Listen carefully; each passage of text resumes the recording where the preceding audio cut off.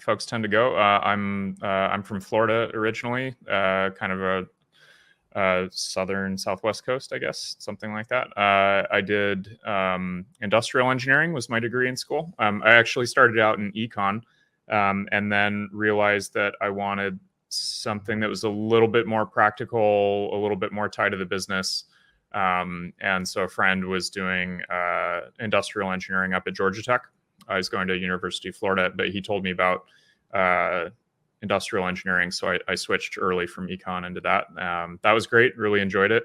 And then I got my start in what eventually turned into a career in data, actually from an intern competition that a startup did in my college town called Groove Shark. So this was a streaming music platform that was kind of before Spotify entered the US. Obviously, it's kind of defunct now, but started out doing sort of data analysis, really basic stuff, MapReduce jobs that would pull numbers for like what tracks people are listening to, that kind of thing. And then moved out to San Francisco in 2013.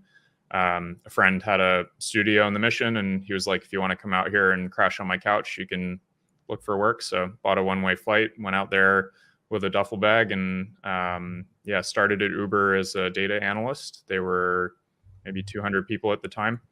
And so the data team was 4 people. There were 4 people in data science, I think. So they owned like routing algorithm, ETA, Surge, that kind of stuff. And then the data team was like analytics, managing the Postgres databases, that kind of thing. So started on that team as the first analyst.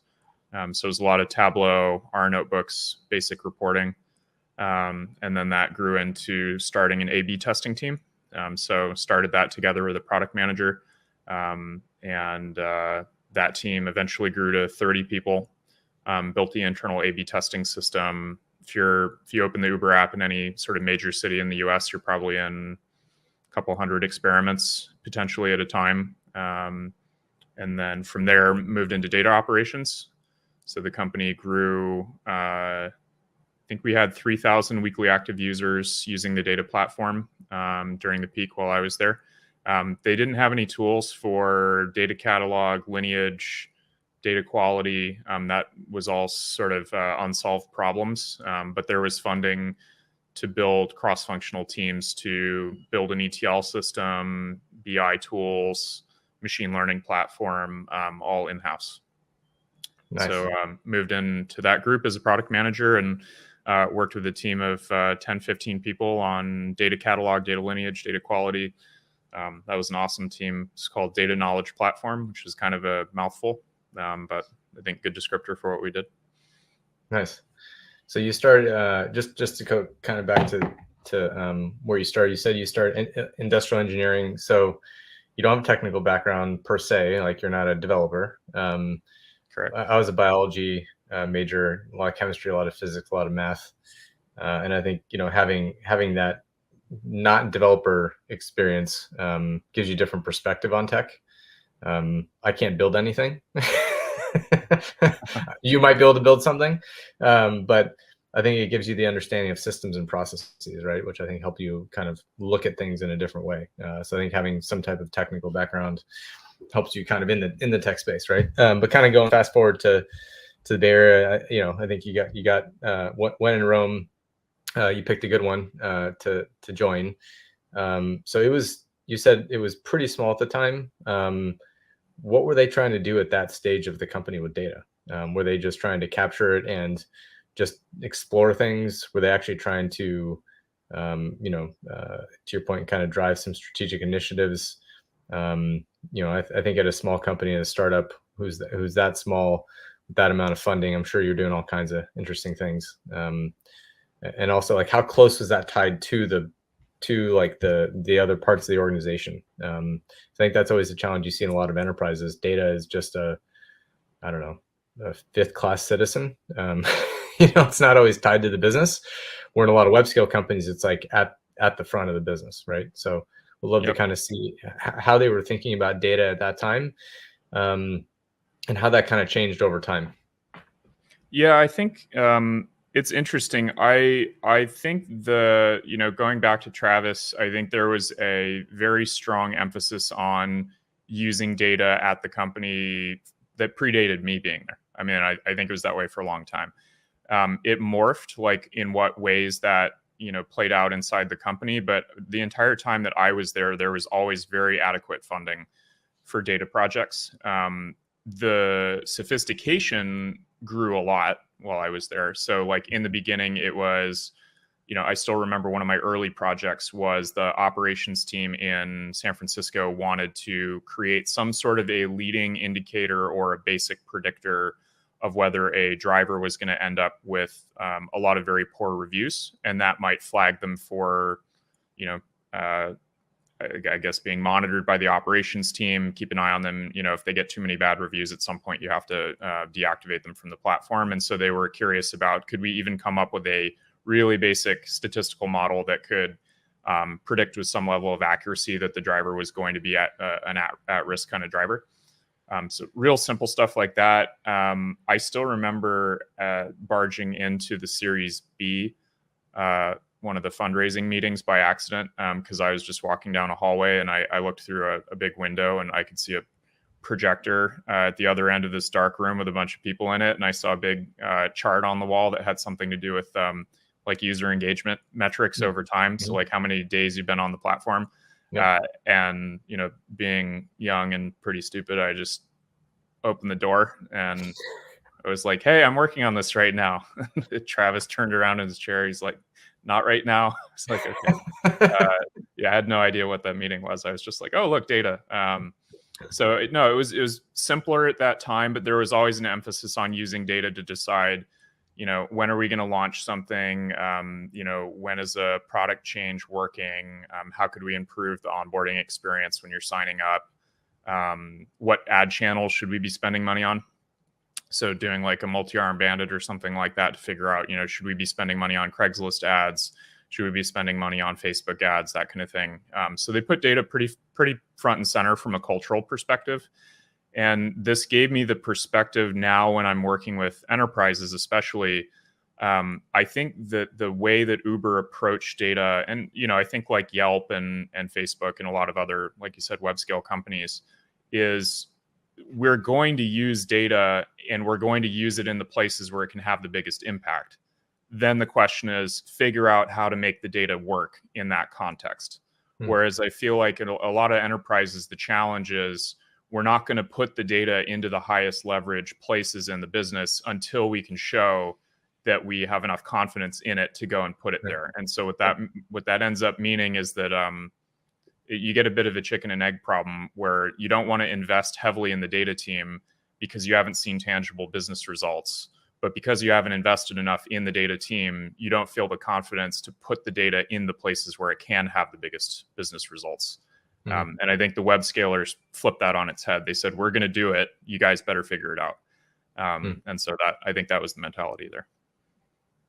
Yeah, that's a big cultural difference, right? How do you think organizations can overcome that, and how have you seen them overcome it? Because a lot of it's about building trust in the data, having the right leadership in the data team, having the right strategy. Because many times they go to other places to solve that problem, like they'll go to an EY, they'll go to Big Four, and they will sell them on that, but then they never actually achieve it. So what have you kind of seen from your perspective with customers? I think that the best place to start to chip away at this is your product teams or your services teams that are customer facing. If you have a team that's building, let's say one of our large customers is a major bank. So they have an app. Customers interact with the app, right? Folks want to do banking. They're going to use the mobile app. They're going to use their website. They're product teams that own that experience. And those are the teams that are going to be the best at identifying, hey, if we had this data, we could build something that would meet this need for the customer. Or, hey, we get a lot of customer feedback that this part of the experience, really isn't great for them. What if we could customize it to them? Or what if we could show them this information that we currently don't know how to show them about their account or about their interactions with us.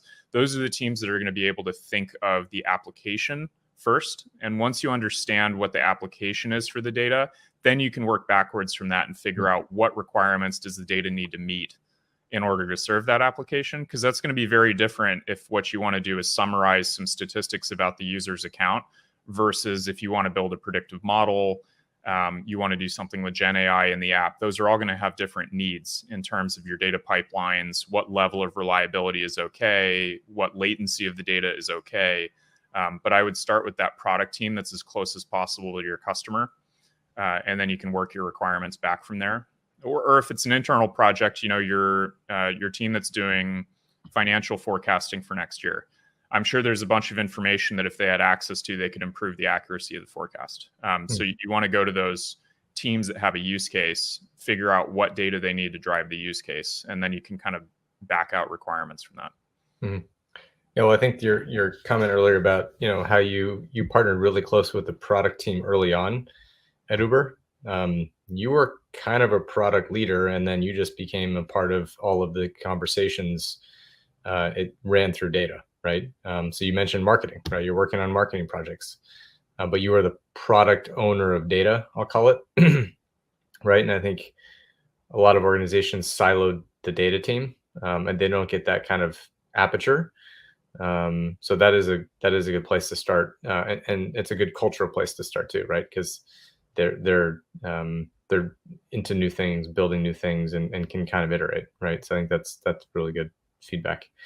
So let's kind of wind it back to you know, the middle part of Uber. Like, you guys started building stuff, you were getting some data. Then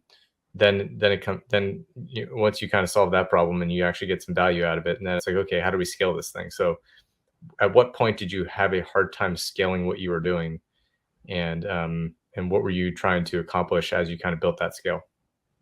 I think one of the best examples of a scaling issue, I think the joke used to be that whatever we built, like, you expect it to last for about 6 months.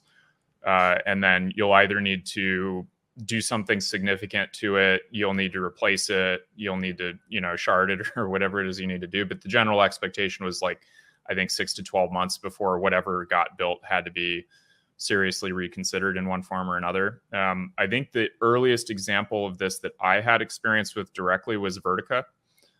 So the first data warehouse, you know, we had a bunch of Postgres databases and stuff like that. But for example, if I wanted to look at trip data or user data, and then I wanted to look at data coming off of the Surge system, those had different databases, had to pull data onto my local machine, join it locally, that kind of thing. So then this data warehouse idea shows up, and it's like, what if we could just dump all the data from all of those different databases into one place, and then you could do all the operations on it in the warehouse instead of pulling it onto a local machine? Sounds great. So we got Vertica. That was at the end of 2013. And in the early part of 2014, it was just completely falling over. They opened it up to the operations team because the culture there was, again, that the team in Los Angeles, the team in San Francisco, the team in, you know, Miami or whatever, they were expected to report their own operating metrics every Tuesday morning to the whole company. So there would be this one big call, and then you'd go through each of those local teams had to report, you know, how many signups did we do, how many drivers did we onboard, how many trips did we do, that kind of thing. And so you had all these folks in these different distributed teams all querying the data warehouse to pull their own operational metrics. And so that was just completely overloading it. And so that's actually how I met my now co-founder. He was part of a group of folks that was hired to come in and basically, you know, put Vertica on life support, keep it from falling over. And they did a great job at that. They scaled it out. It was a rather large Vertica installation, and I want to say it lasted at the company until a few years ago. So quite a while. But that was a great example. We brought in new data technology, totally changed what everybody was able to do, kind of opened it up so that, you know, all these different teams could run queries more easily than they were able to in the past. And then that immediately resulted in a tidal wave of usage, which then basically took Vertica down. Then we had to go bring in a specialized group of people to scale it out, keep it up and alive, and maintain it over the long run. So that was maybe the first example I saw of watching something sort of fall apart under huge growth, and then having to come up with a strategy to manage it. So that what size of company was that? How many employees did Uber have at the time? Let's see. I joined April, May, something like that, 2013. This was around a year later, 2014. Oh, wow, okay. We were at maybe, where were we at, 1,400 employees or something like that. Okay. Wow. Yeah. So at that point, you had Vertica. You probably had a couple other things that you were kind of playing around with, and then at some point, you started to build a data platform, right? So maybe walk us through, what you were trying to do there, why the solutions weren't solving the problem. Tell us a little bit about that. So there had been a handful of small internal projects. So the query editing tool, Query Builder, if you've ever used the commercial product mode, Query Builder at Uber is very similar. They actually share kind of a common ancestry, actually. It's an interesting story that goes back a few different startups prior. So there were tools like that. Obviously, Vertica was there, et cetera. And what we started to realize over time is that we needed additional tools. We needed a way to do ETL. We needed a framework for how to write the ETL jobs efficiently. We needed to create a way for people to do, machine learning projects. The area that I focused on was like data management or operations. And that was things like, new people would join the company. They'd have no idea what tables do we have in the data warehouse, or we've got 5 tables that look similar. Which one should I use? What do they even mean? Do we have tables that are high or low quality? Do we have a table that hasn't been updated with any new data in 6 months? You wouldn't find that out until you queried it. You'd have a whole bunch of people rewriting the same queries over and over again. And there were no tools really for dealing with this. Now, we could have gone out and bought like Elation. Calibra was around at the time, but the company had this really strong build it in-house bias, as a lot of tech companies in the Bay Area tend to have. And so there was adequate funding for just having a team build it. And so that team actually already existed. There were a bunch of engineers, engineering manager, but there was no product manager to set a roadmap. How are we going to build these tools out over time? How are we going to pull them together so that there's a cohesive way that they work together? And so that was what I joined the team to do. So I made the transition from data scientist to PM to lead that team. So that resulted in Databook, which was our data catalog product. And then we integrated in Trust, which was the data quality tool. DataHawk was the data lineage system. And then we also did some work at the end on GDPR. So like identifying sensitive columns automatically. And then chargebacks, which was a way of like attributing data infrastructure costs to different teams. So you can kind of see the theme there is, what data do we have? Who owns it? Is it high quality or not? Where does it come from? Is it on time? Is it compliance sensitive? How much are we spending on it? So all of the things that you would kind of call data management or data operations. And this was just because the company was growing, more people needed access to the data. You might have had new data sources, but it was really about more people needing access and kind of organizationally needing to scale data.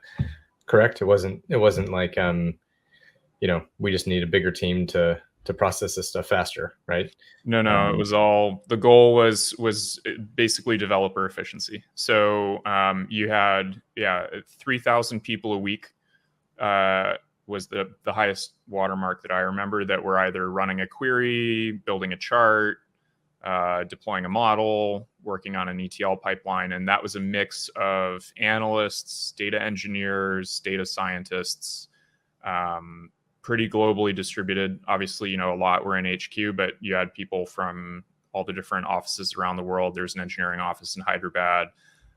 So it was a globally distributed group of people working on the data platform, 3,000 of them.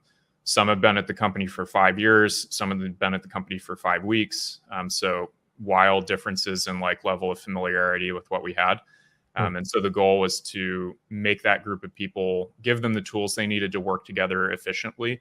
And so that meant documenting the data sets, having data quality scores for them, making all that information openly accessible to anybody at the company.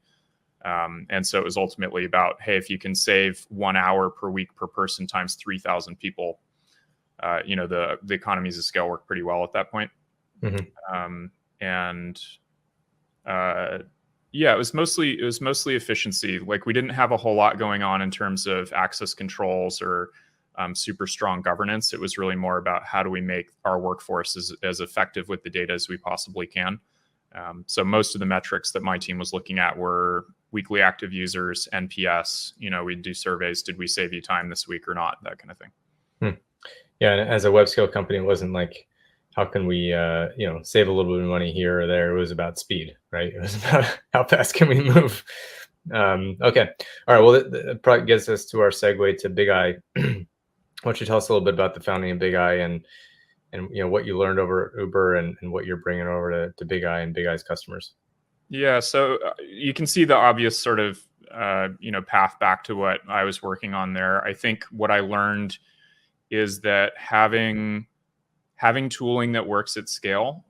So, like, for example, like to look at data quality very specifically, the Trust was the data quality platform there, and we had around 100,000 tables, I think, in the data lake. 100,000 tables, 3,000 users. Every table's got some number of columns in it. That's a lot of fields that you need to work with data quality on. And so a test-driven data quality paradigm broke down very quickly. And so as the person who had to roll that out, I only got so far before I was like, we cannot do this with data quality tests. Like, this is not going to work. And so Bigeye is the result of getting to build out that platform for one company in a very large scale, very complex environment, and then realizing how many other companies out there were tackling the same problems, but they were not throwing as much money at it. They had, legacy architecture that they have to deal with. Everything at Uber was greenfield, so it was easier to solve problems because everything was new and that kind of thing. And the more I talked to people outside my immediate bubble, and I realized how common these problems were, and I realized they didn't have anything to do with taxis or food delivery or logistics at all. Mm-hmm. These are just data problems that any large organization has to deal with. That's when I started to realize that the techniques that we were developing for Uber scale data could be applied at other companies. Originally, I wanted to take their tools that we had invested very heavily building them all. And I wanted to build out a line of business internally at the company to sell them. And I thought that was going to be Uber's AWS moment. But the company strategy at the time was getting to profitability in the core product, which was the Trips product and the Eats product. And everything else was a distraction from that mission, which I think is, a good thing for the company to do. I think they got profitable, a couple of years ago for the first time. Took a long time to get there, a lot of effort. So it was the right strategy, I'm sure, to focus on. But it also meant there was no appetite for taking the data tools and spinning them off into a business unit. So that's when I decided to leave. And I was just too excited about the problem, and I thought the market opportunity was big enough. It was like, if we're not going to do it here, then I've got to go do it myself. Nice. So that answers my question about, what what keeps you going every morning when you wake up? Still this massive problem that exists that you guys are helping customers with. Okay. Well, tell us about some of your first customers. Like, you went from being in a web scale company to now starting a company that no one's ever heard of and having to find customers. Tell us about kind of your evolution as a CEO and a founder, going from an idea that you're passionate about to making it actually happen, and who were some of your first customers that you got? Yeah, so in the beginning, I didn't feel very different from being a PM. It was, okay, we got to figure out, who's the audience we're building for, what are the challenges that they deal with, how do we stack rank those, how do we choose something that's bite-sized that we can deliver value on, and then show them a path to what's the next version, or what's the bigger picture. And so I think the hardest part was figuring out how to go talk to customers, because the luxury of being a PM on an internal team is that your customers are there.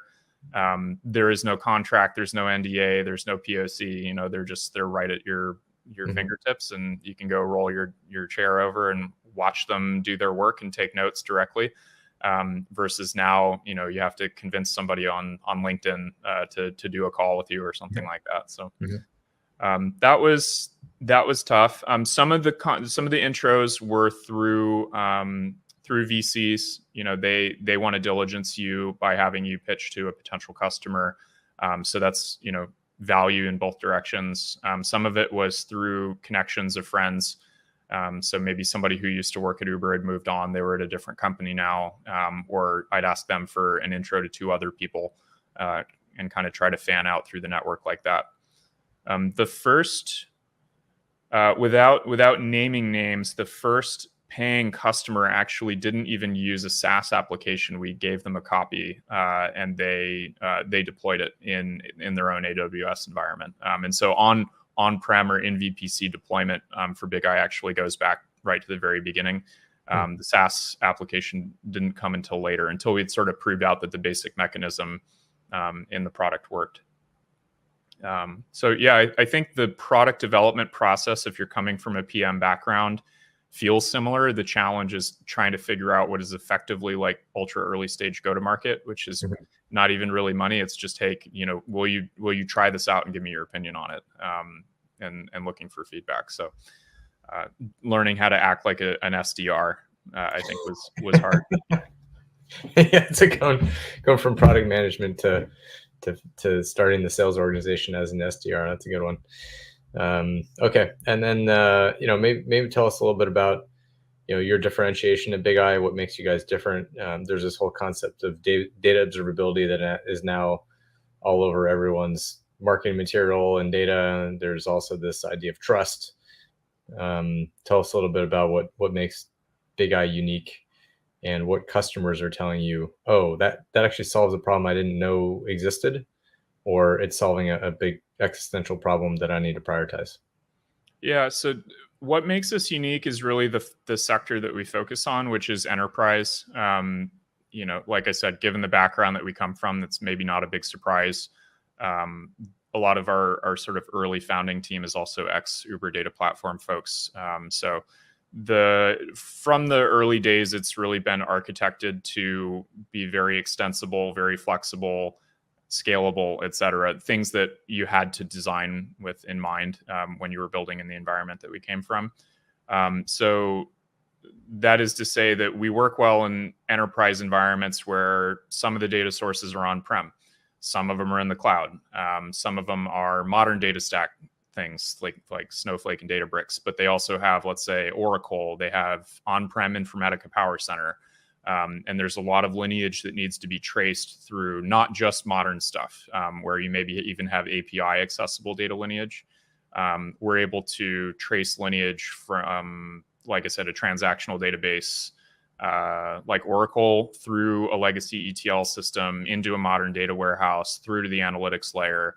And then that allows us to present a nice, tidy summary of data quality to, let's say, a business user right next to their Tableau dashboard in their browser. But that's reflecting a summary of information that's going all the way through sometimes a very gnarly enterprise data pipeline. And we are sort of uniquely good at those being compatible with legacy technology and being able to integrate into an enterprise data stack where they maybe have some esoteric stuff or some very interesting requirements. Some of the other companies out there are more focused on modern data stack. So great fit if you're like a high growth tech company, you're on, let's say, Fivetran, Snowflake, Looker, something like that. We're really a better fit. Let's say if you're a bank, you're a healthcare company, insurance, and you've got a lot of that legacy stuff around, but that's part of your pipeline. That's our sweet spot. Got it.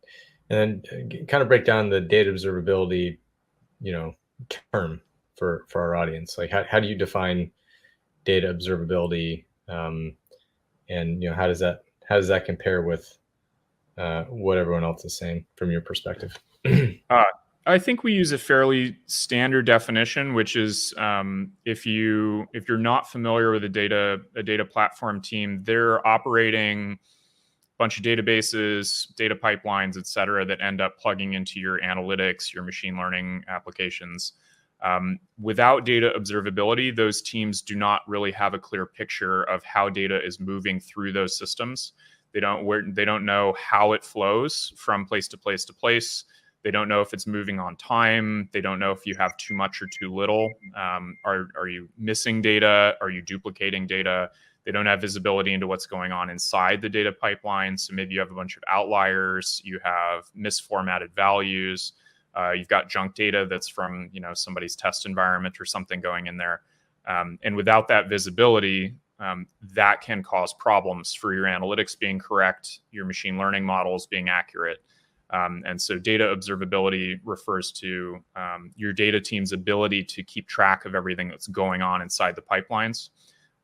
Very common analogy that's used is like Datadog, for example. What Datadog does for a DevOps team or for an SRE team, giving them that visibility into everything that's happening inside your infrastructure. Data observability is doing the exact same thing, but for data engineers and data science teams, which until very recently has really been an unsolved problem. Why do you think it took so long for these companies to come out versus the observability companies, right? Because we cover cloud observability, we cover AI ops, there's monitoring that you've seen with tools from network to infrastructure compute. Why is it now timely that data observability is something that the customers should be looking at? Or is it something we should have been doing a long time ago, just the tooling never existed? It's a combination of factors. If you look at the data profession, if you will, a lot of the tools in data kind of lag behind software engineering by about a decade. So for example, you may have heard of a company called DBT. What DBT does is it gives data engineers a repeatable framework for writing very complex ETL jobs that run in a data pipeline. So when you make a change in the way that your data gets computed in one place, you may need to actually update it in hundreds of other places throughout the pipeline. DBT automates that for you. That was not a thing until 5 years ago. If a data engineer wanted to make a change to a pipeline, you'd have to go and manually update code in a ton of different places. And to somebody in software engineering, even back in 2015, 2016, the idea that somebody's going and hand updating code in that many locations would have been mind-blowing. It's like, wait a minute, why are you guys doing that? So the data space in general has just lagged in terms of processes and tooling behind software by a while. So I think that's part of it. And then I think the forcing factor on the other side is that companies have really fully bought into the idea of using data as a competitive advantage. And they are hungry to do so. And the question is, how do we do it and what prevents us from being able to do it? But I think you'd be hard pressed to find a CEO out there who is not convinced that data is going to help them at least inform their decisions that get made across the company, help them operate more efficiently, look for efficiency gains that they could find, deliver new features and services to customers that weren't possible without data. I think you'd have to be pretty against the tide to say otherwise at this point. So it's more a question of what tools and practices do we need to unlock that capability at our company. And I think that observability is one of the missing blocks in being able to do that. Mm-hmm. Got it. So what came first, the chicken or the egg, or the software engineer or the data analyst or data engineer? I guess this is software engineer. I guess they got to build the app, and then they got to, wait, what happened? What about the data? What's the data infrastructure we're going to build? And then I guess security comes after that then. So, okay. Yeah. And so you're coming around, you talked about this earlier, enterprises investing in product and getting product to lead the data initiative. Maybe walk us through some of the different organizations and maybe different industries and how they're tackling data. What are the business value that they're trying to achieve? Because I think everyone all agrees, I want better data. Of course, everyone wants better data. I want faster data, but I want data that's aligned with my business. And I think the problem is most people have a hard time getting data that makes sense for their business and their context. Like you talked about at the very beginning, that was great, right? Forcing the data to work with my business. So, maybe walk us through a couple scenarios that can be industry specific, or different use cases that you see across the board, because every organization is going to be different. They're going to want different things. Marketing is going to want different things than sales. Some organizations are going to be more marketing centric, sales centric, depending on or operation centric, like manufacturing. So maybe walk us through some of those scenarios, and also, give your 2 cents on how customers can mature their organization with data. So the use cases are often, they're more split when you get down into the details of what is being observed. So what I mean by that is, if you are we'll go back to that bank that I mentioned earlier, and you are building dashboards, let's say about, loan origination or, your customers' accounts. That's not so different in terms of the challenges from a data perspective as serving data to a marketing team at, let's say, an online automotive marketplace. In both cases, you've got data from some source system. It goes into a data warehouse or a data lake. It gets transformed, and then it ends up in Tableau, Power BI. Pick your dashboarding tool. In both of those cases, the general problem to be solved is the same, which is, what about the data do we need to know to tell whether our dashboard's accurate or not? What are all the steps that the data is going through as it moves through that pipeline? And do we have visibility into each of those steps and whether or not something is going wrong? What is going to change in those two use cases is, what specifically about the data do you need to know? And so, for example, when we work with one bank and then we go work with another bank, they want to know a lot of the same things about the content of the data, because the data represents the same concepts in the real world. Versus if we're talking to a marketing team at an online company, they're looking at things like impressions on pages. They want to know sort of customer 360 style information. So like, do they use the mobile app? What have they been doing on the mobile app? How do we tie that to what's going on the website? How do we tie that to ads data that we're spending, let's say Google ads or something like that? So the particular use case of the data is going to define what gets monitored about it, but the basic structure is the same. Where the use cases differ is when we get into, let's say, for example, compliance. Marketing team, maybe compliance is not really a thing that they're thinking about a whole lot, versus at the bank, compliance is a really big topic. And so one of the common use cases that our platform gets applied for is actually not data quality for the purpose of like making a decision. It's monitoring quality to be able to report in a compliance situation where maybe you get audited, and somebody says, hey, we need to know all the locations where somebody's social security number exists throughout all your systems. That is a problem that is solved with data observability, but that's a compliance scenario rather than a data quality scenario. But there's actually a lot of similarity even between verticals if you're talking about data quality, because you're going to see the same tools that are used to process the data. You're going to see the same tools that are used to create the dashboards. The differences between those verticals really comes down to what specific attributes matter inside the data that's moving through the pipeline. Got it. So, yeah, I think to your point, it's a very horizontal problem, and it all is about the scale of data and how you're manipulating it between your systems, right? It's very horizontal, which is a blessing and a curse, right? It meant, especially in the very beginning, it was very difficult to focus, because everybody has this problem regardless of industry. It's more, like you said, it's about scale. If you're super early, maybe you don't have a data team. If you're a large enterprise, you almost certainly have a data team. Yeah. What other technologies are you excited about? And do you actually use a Bigeye? So you mentioned Uber had a reporting period every Tuesday morning. I'd love to hear about the data you're collecting as a data person. I always find it interesting, very data centric operations. What type of stuff do you collect? How do you run your company as a product leader, to your point? And what technologies do you use at Bigeye, either that you built or you manage, to help you get that kind of visibility across the business? So we're 50 people. So a lot of the tools that we use, I guess you would expect to find at a startup. So for example, I pull a lot of analytics out of our CRM about our sales pipeline.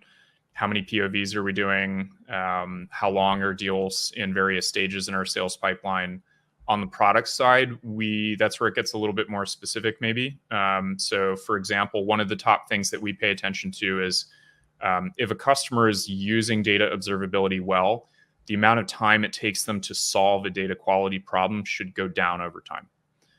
So over, let's say, 9 months after deploying the product, we should see a very continuous decrease in MTTR, which stands for mean time to resolution. So that's how long does it take the customer to fix a problem once we identify it for them.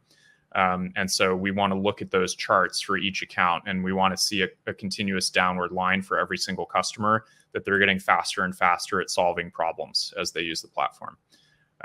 So I'd say on like the go-to-market side, it's a lot of the traditional kind of metrics and reporting tools that you'd expect to see. We love call recording software. I know that's super popular right now, but being able to get an automated transcript after a call is fantastic. I think that wasn't available even just a few years ago. And then on the product side, our stack is actually very similar to a lot of startups. So Snowflake, some Databricks, Tableau, DBT. And then your usual web tools. So nice. I guess you've been involved in AI for a while now. You've done a lot of predictive stuff, done a lot of statistical stuff. How are you using Gen AI, or what are the things that you're excited about with Gen AI kind of getting introduced alongside the data? Gen AI is interesting in our space because we can be both a consumer and part of the value chain for it. So, for example, if you're building a model, you want to be able to ask it questions about your own business. You're going to have that model talking to structured data. So, for example, you might have a big data lake in Databricks, and you might have a model running in Databricks that can talk to your sales data, for example, and you might ask it, what were sales per quarter for the last 3 years? And, are there relationships between this metric and that metric? That model is going to go and run queries on your data in Databricks. And so we fit into that value chain with Gen AI by monitoring the structured data, and you have an LLM sitting at the end of that data instead of a dashboard. So we fit into it that way, which I think is maybe unique for our category. And then separately, there's the question of how to use it in the product process or features inside the product. And then I actually use it personally, just in my own work. So one of the things that I found is a good use, for example, is I'll ask ChatGPT to interview me to help me get thoughts out of my head and help me structure them better. So I'll kind of give it a description of what output I want. So, I want an outline for a talk, or I want the basic structure for a paper or a piece of communication that I'm writing. Interview me and ask me questions to help fill out the outline, and then it'll repetitively ask me questions and push me to respond, and then it'll sort of output my structured document for me. So I'm still experimenting with it in that application, and then we're of course prototyping where to weave it into the product itself. Yeah, I think a lot of executives are using it in that way to help them digest and collect and figure out how to best communicate, and then getting information from meetings, kind of summarizing meetings. I think that's one of the big use cases I've seen kind of across to just kind of manage and monitor how people are communicating, to how to communicate, across customers or internal. So I 100% agree with you there.